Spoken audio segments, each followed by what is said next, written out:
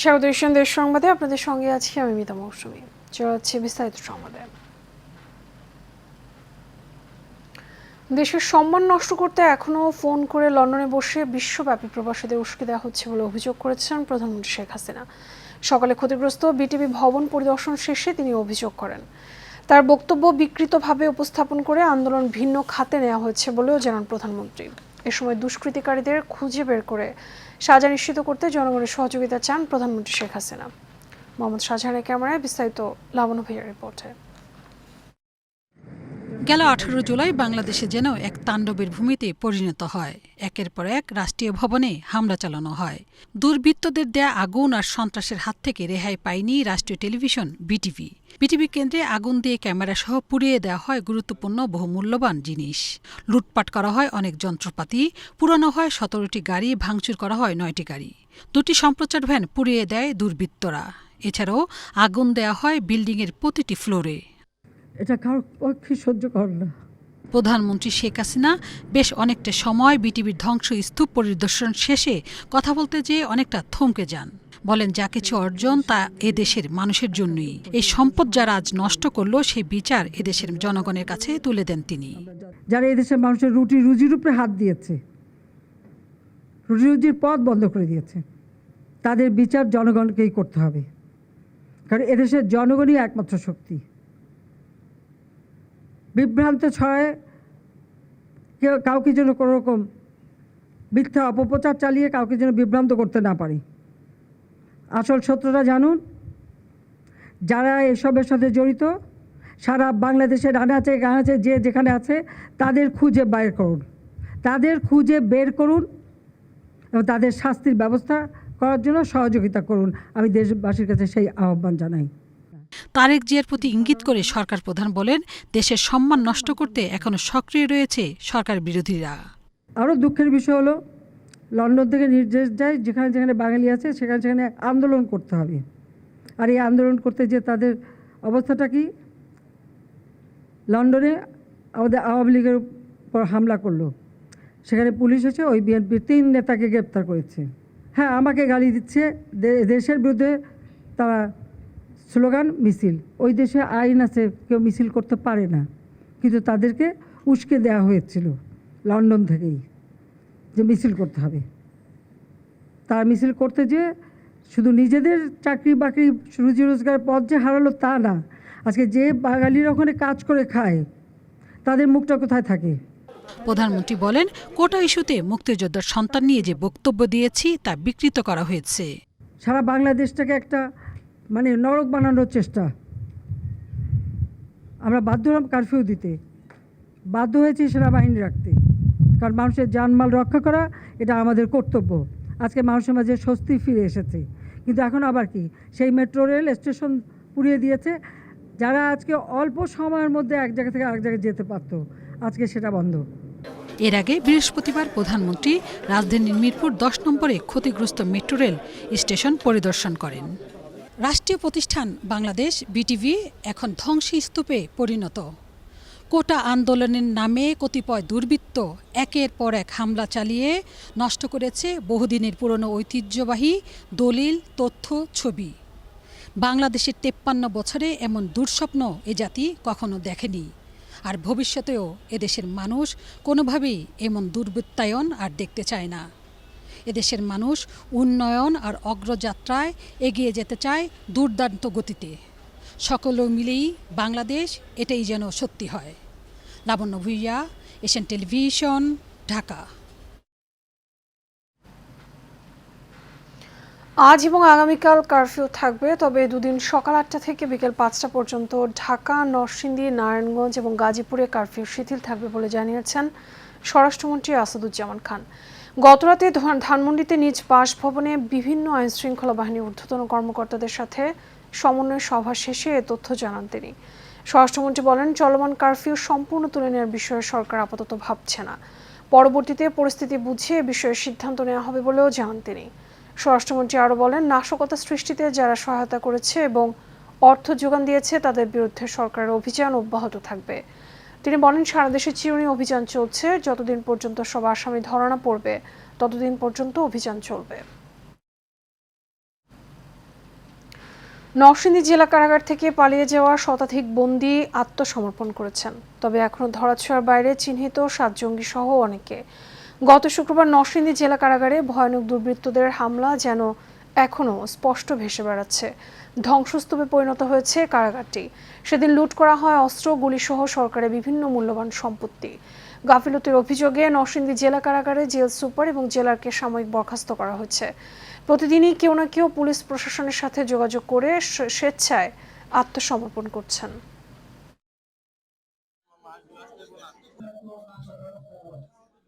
ভিতরে আগুন লাগাই দিচ্ছে, আমরা কোথায় থাকবো? সবাই মহিলারা সবাই বেড়ে গেছে, আর আমি এখানে থাকি। পরে আমি বেরোই নাই, আমাদেরকে জোর করে পরে বের করে দিচ্ছে, মারধর করে। এই যে আমার হাতের এখানে বাড়ি লাগছে, এখানে এনে এই পায়ের এনে বাড়ি লাগছে। 3টার পরে জেলের ভিতরে তুফান ধরাইছে ভাই, লক্ষ লক্ষ মানুষ জেল বাইরে ঢুকছে। যারা আইন প্রয়োগকারী সংস্থা তাদের কাছে অনুরোধ করব যে যারা স্বেচ্ছায় এসেছে তাদের বিষয়টা যেন একটু নমনীয় ভাবে দেখেন।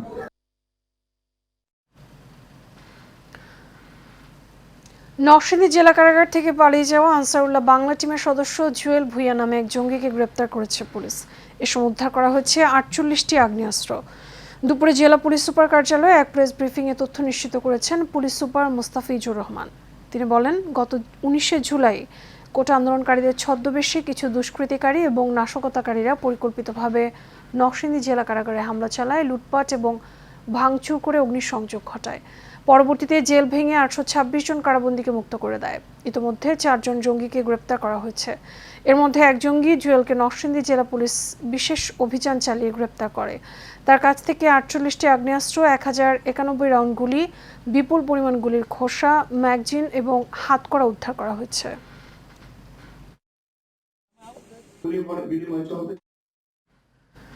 ইন্টারনেট পরিষেবায় বিভ্রাট এবং দেশ জুড়ে কারফিউর প্রভাবে অচল অবস্থা দেখা দেয় দেশের অন্যতম বৃহৎ আখাউড়া স্থলবন্দরের রপ্তানি বাণিজ্যে। স্বাভাবিক সময়ে বন্দর দিয়ে প্রায় $2 লাখ মূল্যের হিমায়িত মাছ, রড, সিমেন্ট, প্লাস্টিক, ফার্নিচার সহ অন্তত 15 থেকে 20 ধরনের পণ্য ভারতে রপ্তানি হয়ে থাকে। তবে দেশ জুড়ে কারফিউ এবং চলমান অস্থিরতায় গেল 5 দিনে নামমাত্র মাছ এবং সিমেন্ট ছাড়া রপ্তানি করা যায়নি কিছুই। ব্যবসায়ীদের দাবি, এই অবস্থায় ব্যবসায়ীরা যেমন আর্থিক ক্ষতির সম্মুখীন, তেমনি সরকারও হারাচ্ছে রাজস্ব। দূর দূরান্ত থেকে পণ্য বন্দরে পৌঁছাতে না পারায় মাছ ব্যতীত অন্য কোনো পণ্য রপ্তানি হয়নি বলে জানান তারা। প্রথমত হলো রপ্তানি কাজের যে এইচপি নাম্বার নেট নাকাতে এইচপি নাম্বার না পাওয়াতে সাময়িকভাবে 2-3 দিন আমরা নিজের হাতেই বন্ধ রাখছিলাম। এই যে আখাউড়া স্থলবন্দরের ব্যবসা অবশ্যই একটু ধাক্কা লাগছে, কারণ এখানে স্বাভাবিক তো নাই। কোনো প্রভাব পড়ে নাই, আমদানি রপ্তানি সচল ছিল। প্রতিদিন গাড়ি এক্সপোর্ট হয়েছে, 15-20 গাড়ি এভারেজ এক্সপোর্ট হয়েছে। এখানে কাস্টমস অফিস খোলা আছে, আমাদের এখানে 24/7 খোলা থাকে অফিস। আমরা অনলাইনে কাজ করতে না পারলেও ম্যানুয়ালি চালু আছে এখানে। নিরপেক্ষ তদন্তের মাধ্যমে রাষ্ট্রীয় সম্পদ ধ্বংসকারীদের বিচারের ব্যবস্থা করতে হবে বলে মন্তব্য করেন ন্যাশনাল পিপলস পার্টি এবং গণতন্ত্র বিকাশ মঞ্চের সমন্বয়ক শেখ সালাউদ্দিন সালু। দুপুরে রাজধানী মিরপুরে দেশের অস্থিতিশীল পরিস্থিতিতে ন্যাশনাল পিপলস যুব পার্টির পক্ষে অসহায় দুস্থ মানুষের মাঝে খাদ্য সামগ্রী বিতরণের সময় সব কথা বলেন তিনি। এ সময় উপস্থিত ছিলেন ন্যাশনাল পিপলস যুব পার্টির আহ্বায়ক তারিকুল ইসলাম সুমন সহ কেন্দ্রীয় অঙ্গ এবং সহযোগী সংগঠনের নেতৃবৃন্দ। দেশের পরিস্থিতি স্বাভাবিক অবস্থায় নিয়ে আসায় রাষ্ট্রপতি মোহাম্মদ শাহাবুদ্দিন, প্রধানমন্ত্রী শেখ হাসিনা এবং সেনাপ্রধান জেনারেল ওয়াকারুজ্জামান, নৌ এবং বিমান বাহিনী প্রধান, পুলিশের মহাপরিদর্শক এবং র্যাবের ডিজিকে ধন্যবাদ জানিয়েছেন এশিয়ান টেলিভিশনের চেয়ারম্যান বীর মুক্তিযোদ্ধা আলহাজ হারুনুর রশিদ সিআইপি। বিসমিল্লাহির রহমানির রহিম। জামাত, বিএনপি, শিবির যেভাবে দেশকে ধ্বংসের পথে নেওয়ার চেষ্টা করছিল, কী যে অবস্থা করছিল এটা বলার মতো নয়। মানুষ যে ক্ষতিপূরণ হয়েছে, আমার মনে কয়েক হাজার কোটি টাকার ক্ষতিপূরণ হয়েছে। যাই হোক, মাননীয় প্রধানমন্ত্রীকে জানাই ধন্যবাদ। আপনি যোগ্য সময় মতন আপনি সিদ্ধান্ত নিয়েছেন, সিদ্ধান্তের জন্য আমি হারুন এশিয়ান টিভির পক্ষ থেকে জানাই ধন্যবাদ এবং জানাই ধন্যবাদ বাংলাদেশ সেনাবাহিনীর প্রধানকে, পুলিশ প্রধান, আনসার প্রধান, র্যাব প্রধান সকলকে জানাই আন্তরিক এশিয়ান টিভির পক্ষ থেকে ধন্যবাদ জানাই। আল্লাহর কাছে দোয়া করি, আল্লাহ মানুষকে তুমি শান্তি দিও আর মাননীয় প্রধানমন্ত্রীকে সুস্থ রেখো, ভালো রেখো এবং সেনাবাহিনীর সকল সেনাবাহিনীকে জানাই আন্তরিক অভিনন্দন এবং প্রশাসনের যত প্রশাসন আছে তাদের জানাই অভিনন্দন। খোদা হাফেজ, খোদা হাফেজ। জয় বাংলা, জয় বঙ্গবন্ধু। জামাত বিএনপির হামলা, হত্যা এবং নৈরাজ্যে ক্ষতিগ্রস্ত শ্রমিক, দিনমজুর এবং পথচারীদের মাঝে খাবার বিতরণ করেছে চট্টগ্রামের জালালাবাদ ওয়ার্ড কাউন্সিলর আলহাজ মোহাম্মদ শাহেদ ইকবাল বাবু। জুম্মার নামাজের পর নগরীর অক্সিজেন মোড়, শেরশাহ সহ বিভিন্ন এলাকার প্রায় 1000 অসহায় মানুষের মাঝে রান্না করা খাবার বিতরণ করা হয়। এ সময় প্রধান অতিথি হিসেবে উপস্থিত ছিলেন বায়েজিদ থানা আওয়ামী লীগের সভাপতি আলহাজ আব্দুল নবী লেদু। খাবার বিতরণ শেষে নেতৃবৃন্দরা বলেন, প্রধানমন্ত্রী শেখ হাসিনার নির্দেশে জনসচেতনতামূলক কার্যক্রম পরিচালনা সহ অসহায়, দুস্থ এবং কর্মহীনদের পাশে রয়েছেন তারা। পরিস্থিতি স্বাভাবিক না হওয়া পর্যন্ত প্রধানমন্ত্রীর পক্ষ থেকে খাবার বিতরণের এই কার্যক্রম অব্যাহত থাকবে বলে জানিয়েছেন নেতৃবৃন্দরা। কুমিল্লার নাঙ্গলকোটে আলট্রা মডার্ন হসপিটালে বাচ্চা প্রসবে ভুল চিকিৎসায় কারিমা আক্তার নামের এক গৃহবধূর মৃত্যু হয়েছে। পরিবার সূত্রে জানা যায়, কারিমা আক্তারের প্রসব ব্যথা হলে আলট্রা মডার্ন হসপিটালে ভর্তি করানো হয়।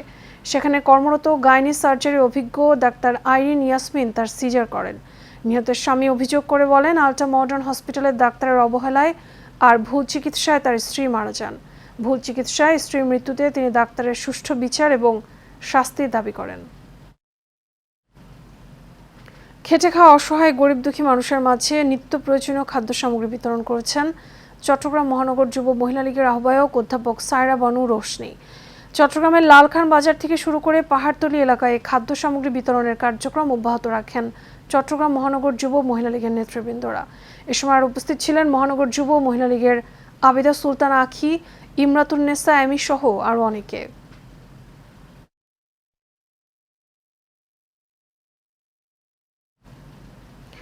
ভোলার মেঘনায় এই সময় প্রচুর ইলিশ পাওয়ার কথা থাকলেও বাস্তবে মিলছে না কাঙ্ক্ষিত ইলিশ। ফলে ভোলার তজিমুদ্দিন উপজেলার মেঘনা নদী তীরের মাছের ঘাটগুলো এখন নেই আগের মতো হাকডাক। চলছে শুনশান নীরবতা। শুয়ে বসে দিন কাটাচ্ছেন ঘাটের আড়তদার এবং শ্রমিকরা। নদীতে গিয়ে জ্বালানি তেলের খরচ উঠছে না, তাই হতাশায় দিন কাটছে জেলেদের।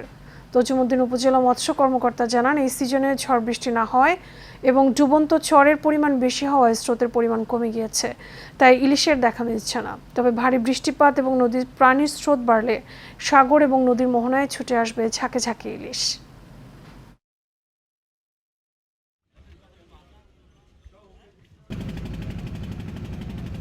এখন মাছের যে পরিস্থিতি, এই মাসে আমরা জাল সাবা লাখ লাখ টাকার ব্যবসা ধুয়ে দেশ থেকে দেনা বেনার ডর দায়িত্ব। মাছ গেলেন তেল নিছি, আঙ্গু আজকে 5000 টাকা খরচা, 2টা মাছ পাইছি। তেলের হিসেবে হয় না, নদীতে মাছ নাই, মাছ তেমন একটা পড়তেছে না। আমরা বিভিন্ন এনজিও লোন করছি, ব্যাংকের থেকে লোন নিয়েছি, লোন ঠিক মতো দিতে পারছি না।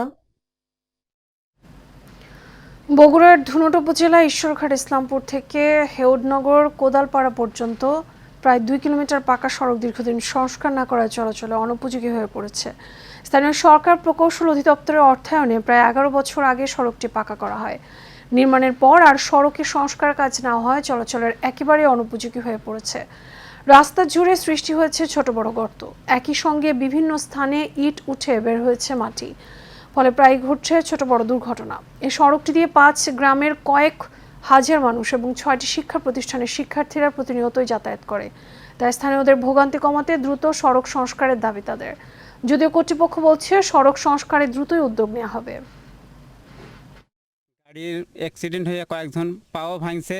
আমাদের এই রাস্তা ভাঙা হওয়ার জন্য গাড়ি ঘোড়া চলে না, এই জন্য আমাদের খুব কষ্টে স্কুলে হেঁটে আসতে হয়। কয়েকগুলো গ্রামের লোক এই দিকে যাওয়া আসি করে, অথচ তাদের কষ্টের সীমা নাই। এখানে এমপি মহোদয় আছে, তারা যেন দ্রুত আমাকে রাস্তাটা ঠিক করে দেয়, আমরা শান্তিতে যেন গাড়ি চালাতে পারি। রাস্তার নামাজ নামে যায় উল্টে পড়ে, কাজেই আনা রাস্তাটার ব্যবস্থা করে দেবেন।